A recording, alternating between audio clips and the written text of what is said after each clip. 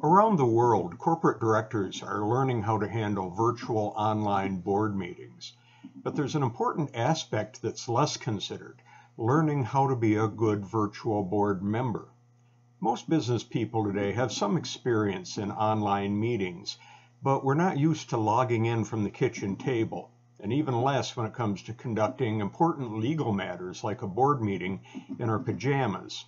So here are some of the evolving best practices to consider when it comes to being a digital but distant director. First, try to be isolated within your current isolation.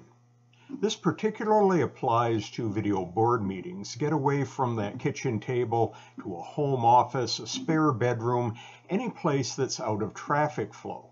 Your background shouldn't be cluttered. Now, this is good online etiquette for any virtual meeting, but it matters even more for boards.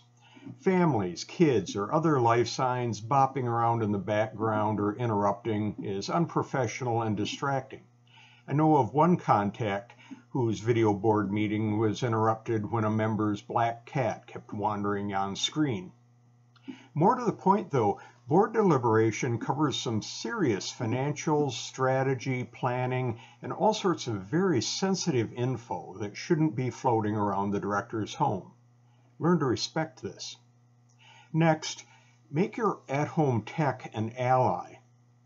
I talked previously about the various video conferencing platforms and their capabilities, but let's bring this closer to home. How good is the technology at your end? The best practice would be to use a desktop computer with a quality camera, either separate from the monitor or built in. A pad computer is next in preference. It gives you more mobility, but it sacrifices on video both ways, as well as on sound. Some directors may use their smartphones for meetings, but only do this as a last resort. Selfie governance is not cool. Depending on your home setup, bandwidth for video conferencing could also be a problem. Check for this, as well as for any login credentials that are needed well before the meeting. All of these devices have built-in audio and microphones, but the quality can be iffy. Use a proper wired-in headset, either with your phone jack or better through your computer USB port. This not only makes the sound much better for everyone, but assures that you're the only one on your end able to hear discussion. And this also means don't use any speakerphones. Headsets, video conferencing tools have a mute button. Make good use of it. The other board members don't want to hear you muttering or the dog barking or other clutter. In fact, try making mute your default microphone setting, only going live when you actually have something to say. Block out distractions.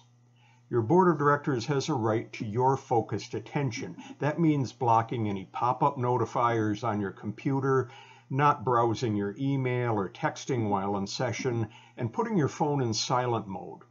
Let everyone in the house know that you're in a meeting and ask them to please avoid background noise. Keep Fido and Mittens out of your virtual boardroom, no matter how cute they are. Finally, remember board meeting protocol. Even if your video image will just be the size of a postage stamp on someone's screen, aim for business casual dress, or at least no pajamas. Make sure your board chair has set rules for your virtual board meeting in advance. More on this in a later discussion. Be recognized to speak. Say your name before you do, even if all of the other directors are familiar.